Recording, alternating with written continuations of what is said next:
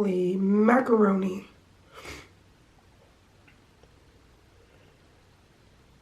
Think we're gonna have a baby.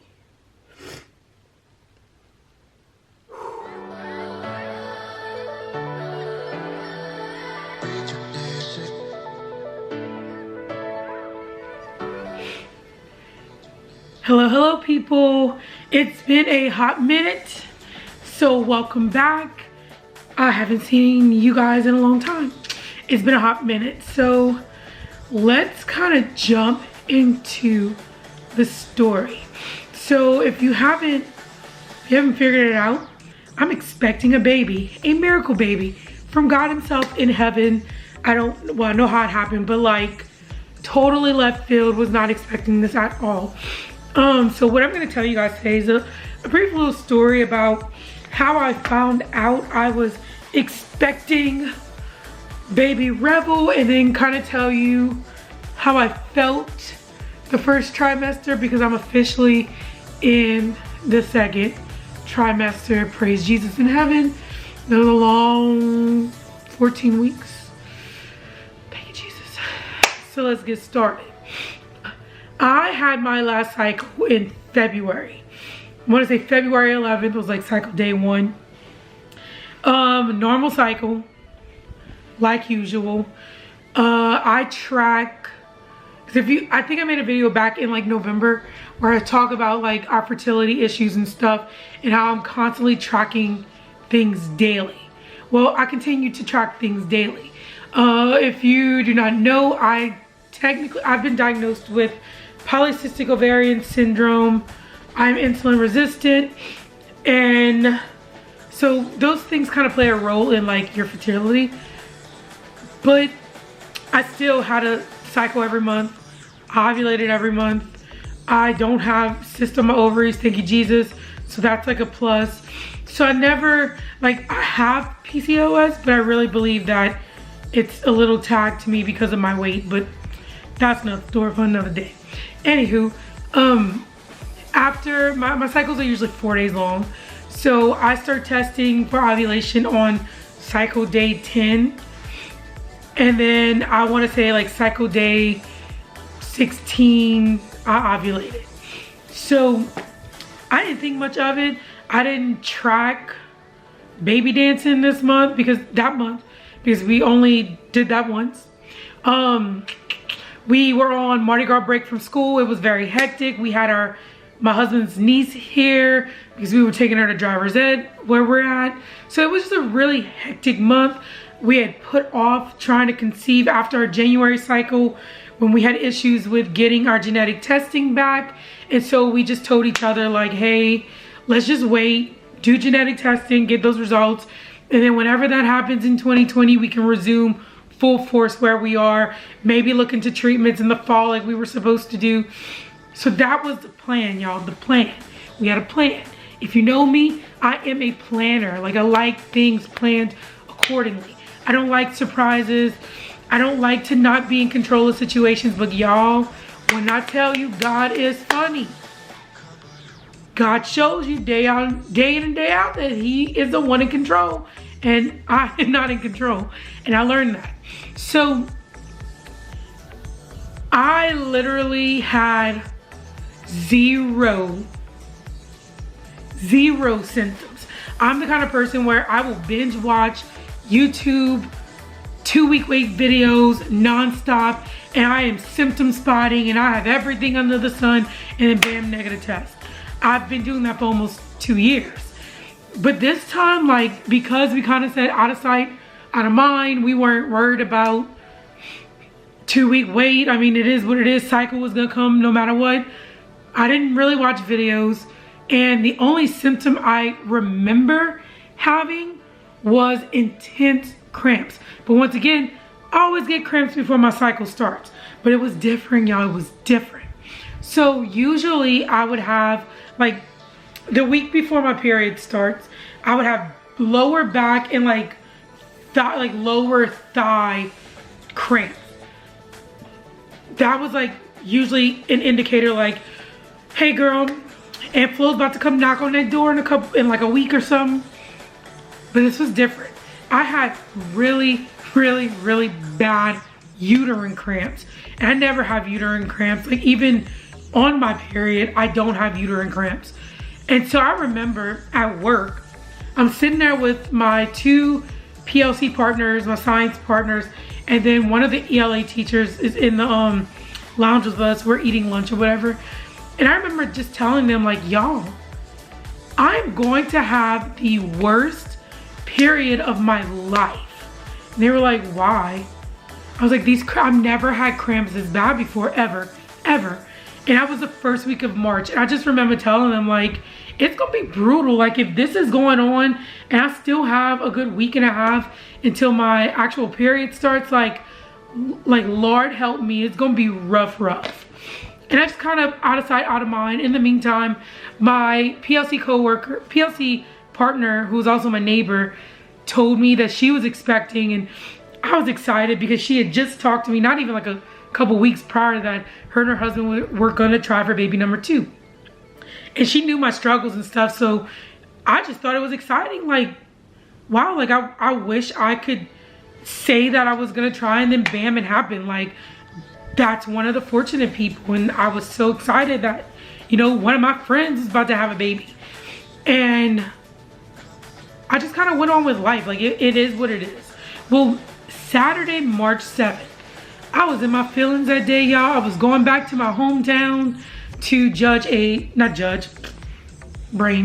to tabulate a cheer tryout. And I was like, you know what? Let me just vlog. Let me just vlog my day, going back home, seeing my friends, seeing some of my old students. Like, let me just show y'all what I did that day. And I did. Like, I literally vlogged going home and going to the cemetery to visit my mother's gravesite and going to the school, and I just had a great day. Like, it was a very long day, but it was a great day. And I ate all day, snacked all day. Kind of still felt like a little crampy, but it is what it is.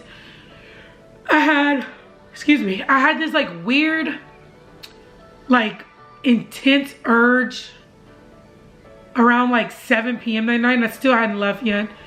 I had like a little like brief wave of nausea. And I remember thinking to myself like, that's weird. Like, I'm not hungry. I've been eating all day. Like, it is what it is. I thought I was just getting like a little sick, whatever. Because I also had like a bad sinus infection. So I just thought, you know, 2 and 2, it all went together. I get home around 8:30-ish, 8:30, 9 o'clock. And my husband, who had waited all day, was waiting, and he kind of asked me like, hey, I don't know if you ate yet, but let's go get margaritas and go eating. Let's go eat out at a restaurant near our house. Now, let me tell you, girl, I don't turn down a margarita. I do not turn down a margarita. I don't do it. So I told him, yeah, sure, like whatever. And now, mind you, this would have been, I want to say, hold up one second, because your girl lost all track of time. Nothing really works. 14. This would have been 9 DPO. 9 DPO. So I told my husband, jokingly, I was like, yeah, let's go get drinks, but first let me take a test. And he kind of was like, why? Like, why would you put yourself through this? Like, you're just gonna be upset. Like, let's just go. Let's go have fun, blah, blah, blah. And no, I was like, no, like, let's just see, like, whatever. You never know. So I did. I went and took one of those, like, little bitty cheap Amazon tests. Now, mind you, I feel like I've gone through hundreds of them in the last 20 months. And I've never, ever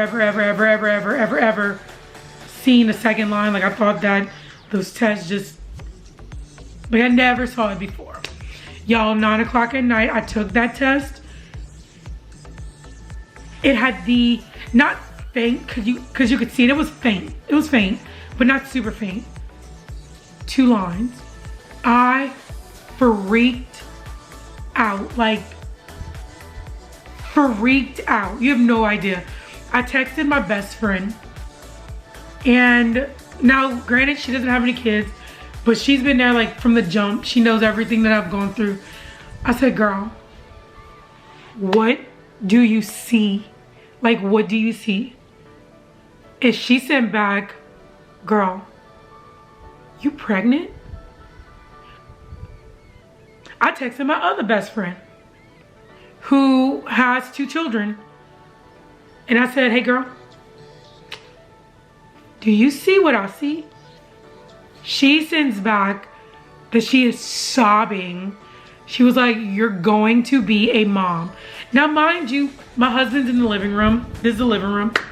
I'm in the back bathroom, the master bathroom. I have not told him jack crap yet. Like, I'm freaking out. I'm shaking. I'm not crying. Usually I would like record me taking tests. This was the first time ever that I don't record it because I was like, whatever, it ain't gonna happen. It is what it is. I like run to the living room. I'm like, babe, what do you see? And I'm like shaking. He was so in denial, y'all, so in denial. He's like, no, let's go eat. Let's go get margaritas. We'll try again in the morning. Try again in the morning. And I'm gonna try to insert a clip to show you guys what I saw. Or I'll try to insert a picture, something, to show you guys what I saw. I was floored. 2 dark lines. Nearly peed myself. I was over the moon. I was terrified though, like terrified. You have no idea how scared I was. So, long story short, the next week, it's the 2nd week of March. I'm trying to call the doctor while I'm at school and my kids are doing stuff in homeroom, and my doctor was like, yeah, we can see you, but we're not gonna see you until April 14th. I was like, all right, whatever. Now, mind you, that would have been like week 9. So I was like, I've got to go all this time without like really knowing if I am or if I'm not. I am. But when I found out I was expecting, I was technically 3 weeks and 4 days, which is super, super early. So I was really terrified. Like, I always had dreams that I'd find out I was pregnant when I was like 7 months pregnant, and then I only had to worry about 2 months and then it would be fine. It didn't work out that way. So I found out that way. I was shook, told my friends, told my family, told my boss, because you know I had to make sure everybody was prepared. Still scared, but I wasn't scared to tell. I didn't like blast it online, but I wasn't afraid to tell people, because whether it ended in tragedy or not, I couldn't change what was going to happen. So I tell people it doesn't work out, I have people to grieve with. I tell people it works out, great, I have people to still converse with. So I think my husband was a little bit more, he was a little bit more cautious than I was, but I kind of have the mentality, it is what it is. Like, I can't change what God has in plan anyway, what he has planned anyway, so I can't change it. So that was my little quick story, I'll say quick story, 13-minute story about how I found out. But let's talk about this first trimester, y'all. First trimester was something else. Something else. So I did not have any symptoms, any pregnancy symptoms until like week 8. So the first few weeks, I just had the cramping, that's all. Week 6, I did have a little small bleed, but it wasn't enough to like, I think like a normal person wouldn't have freaked out, but I freaked out because I didn't know what was normal and what wasn't normal. So I did get to go to like the little assessment center at my OB's hospital or whatever, and they checked and everything was fine. The doctor said it was just probably implantation bleeding, which scared the crap out of me, because you know, you can't Google anything when you find out you're pregnant, because everything says either ectopic or miscarriage, and that's just not fun to read about when everything's normal. I remember they did like a quick ultrasound, nothing that they were gonna print out or anything, just to confirm that there was something there, and it was a little bitty blob. It just looked like a little blob, but you could see like a flicker for the heartbeat, and I ugly cried. Mind you, this was like when quarantine started, so I had to go through like 5 checkpoints just to get in there, and had to wear like a mask, and I couldn't have anybody with me, and it was scary, you know. But seeing that little circle with the heartbeat made me ugly cry, and I instantly wanted to make sure that no matter what, that little creature was going to be taken care of for the rest of its life. And so I just kind of like went on with my life. I really was nervous because I did not have any symptoms at all, like at all. And then week 8 rolled around, nausea hit, like extreme nausea and fatigue. I could sleep 28 hours a day. They had 28 hours a day. I was exhausted. I couldn't cook, couldn't clean, couldn't get up some days. I'm very thankful that as a teacher, I got to work from home during this time, because I don't know if I would have made it working physically at the school. I was that tired. But the nausea, they call it morning sickness, but they really should call it all day sickness. And I swear the only thing that made me feel better was just sleeping. I'd have to eat crackers or something, and drinking water made me nauseated, and it was a wild ride. The nausea stuck around until week 11-ish. And then week 11, I started like randomly throwing up, which is never fun. But it was because of heartburn. So I always have heartburn. Like, I naturally have heartburn because of the medication I'm on. And so they switched my medication because I was pregnant. I'm pregnant. And it gave me a new level of heartburn where I could literally just be sitting down or talking to someone or my husband, excuse me, and I would just throw up. Like, no warning, no nothing, and just throw up. So my doctor did prescribe another medication, but by the time he did that, I wasn't feeling gross anymore. But I didn't have cravings. I definitely had more of aversions, like, and it's not like, ew, gross. It was kind of like I just didn't want to eat. I ate because I know I have to eat, because that's like, you have to eat.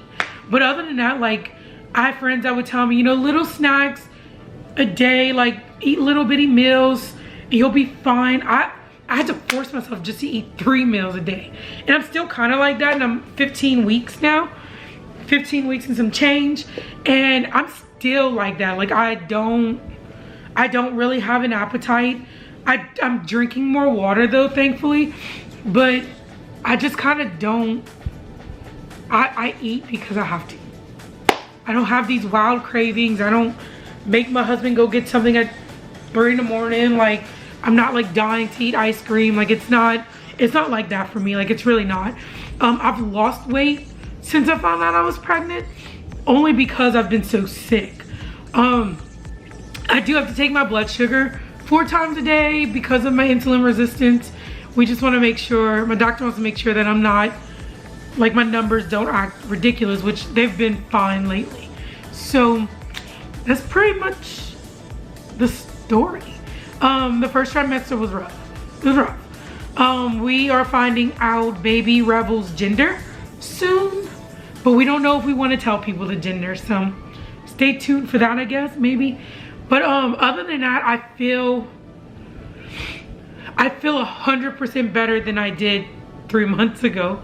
Like, 100% better. I wish that the world wasn't going through a global pandemic.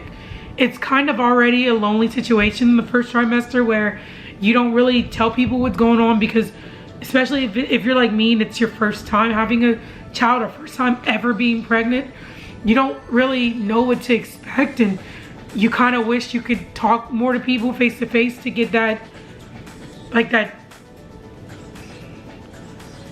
encouragement, or that, just learn their stories and see what they went through. And I can't do that right now, you know.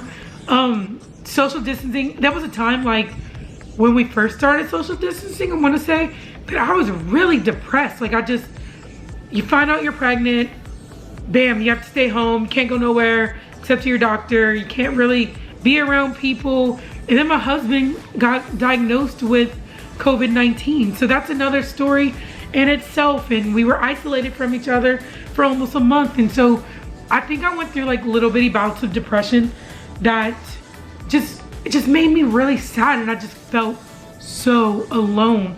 But things are getting a lot better now. My friends are like, I'm kind of opening up more to my friends and the people who I know who have children, you know. I'm kind of at that point where I'm not afraid to ask them questions. My mom, I don't have a mom to ask these questions to. You know, she's been gone for almost 8 years. So it's kind of like you have fears of being pregnant. I always wanted to have a kid, always. But like those two little lines will just shake up your world because I instantly became terrified. And then from there, like, you want to learn how to be a mom from your mom. And I don't have that. I'm not gonna sit here and cry about it. But at the same time, you know, I was raised by the best mom there is, like, hands down. Sorry y'all, but my mama, Judy knows, she was #1. But at the same time, like, all of the mother figures I had around me growing up were great. You know, I will lean on them for advice, and all my friends who are moms to precious little angel babies, I will lean on them for advice as well, so I will be okay. So here's to hoping that this next trimester is a lot smoother, a lot less gross, and just a lot more relaxing. Because I was so high strung the last 14 weeks that it was insane. I can't wait to find out what baby Revelle is, because I'm tired of calling it. I just want to know if this little precious bun in the oven is a boy or a girl. So I did forget to mention that we had our first, I had my first prenatal appointment at 9 weeks, so that was kind of nerve-wracking, but I did get to see baby Revelle. And baby Revelle was getting so big. It had a little head, a little squishy head, and you could see the heartbeat. Everything was fine. Doctor reiterated that, once again, like, I don't have cysts on my ovaries. Everything looked good. They're monitoring my sugar levels. They're monitoring my blood pressure, which is fine. I'm monitoring my weight. This is little baby Revelle. I don't know if you can see it. My phone is filthy. Baby Revelle, big old head, just like its dad. But I'm just thankful that everything has gone great so far. I have this weird, like my mind is just ridiculous. I guess it's like my years of anxiety or whatever, where I just keep anticipating, like, well, what's gonna happen, like, what's gonna happen. But this has taught me, like, to just let go, that I'm not in control of the situation, that God is literally steering this ship right now, and I just need to enjoy it, enjoy the process, all the pains, all the heartburn, all the nausea, all the sweat, because God, I get like hot flashes like you wouldn't believe. But enjoy the process and let it be. Let it be. So I can't wait to update you guys. I'm not gonna say that every time something happens I'll vlog and put it out, because I doubt it, honestly. But I'm definitely gonna give you guys updates every trimester and just kind of show you what we do for baby Revelles. And I hope you enjoy the Revelle's pregnancy journey. So next time, hopefully my husband will be here with me, but big man's at work right now, so you know how it is. So thank you guys for watching. I hope to see y'all soon. Bye.